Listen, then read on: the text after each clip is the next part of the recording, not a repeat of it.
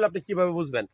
খুব সহজ করে বলি, আমাদের একটা গল ব্লাডার আছে, এখানে মূলত পিত্ত রস জমা থাকে।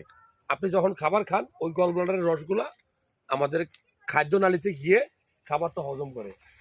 এখন যদি আপনার পিত্তথলিতে পাথর হয় আপনি কিভাবে বুঝবেন? নর্মালি কিন্তু পিত্তথলিতে পাথর হয়, মেয়েদের এটা বেশি হয়, ছেলেদের হয় কম। যদি আপনার পিত্তথলিটা এই ডান পাশে থাকে, যে এইখানে থাকে, আমার যদি অপারেশন করা, পিত্তথলিতে পাথরটা কেন হয়?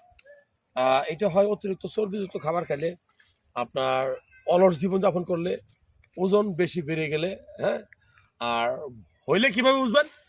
দেখবেন যে মাঝে মাঝে পেটে ব্যথা করবে, কোনো কারণ নাই। আপনি রিচ ফুড, যেমন ধরেন বিরিয়ানি বা একটি গরুর মাংস খাইছেন, দুপুরে খাইছেন, রাত্রে খাওয়ার কোনো নাম গন্ধই নেই, খাবার হজম হতে হবে না, পায়খানাটা কষা হবে, ব্যথাটা ডান পাশে হবে, প্রচন্ড ব্যথা করতে পারে, জ্বর জ্বর ভাব আসতে পারে।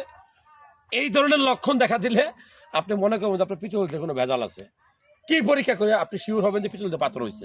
এই তো আমার কথা হলো যে একটা আল্ট্রাসাউন্ড করবেন, এইচবিএস, হেপাটোবিলিয়ারি সিস্টেম, দেখবেন যে একটা আল্ট্রাসাউন্ড করলে খালি পেটে করতে হবে 6 থেকে 7 ঘন্টা, আপনার পিত্তথলিতে পাথর আছে কিনা আপনি বুঝতে পারবেন।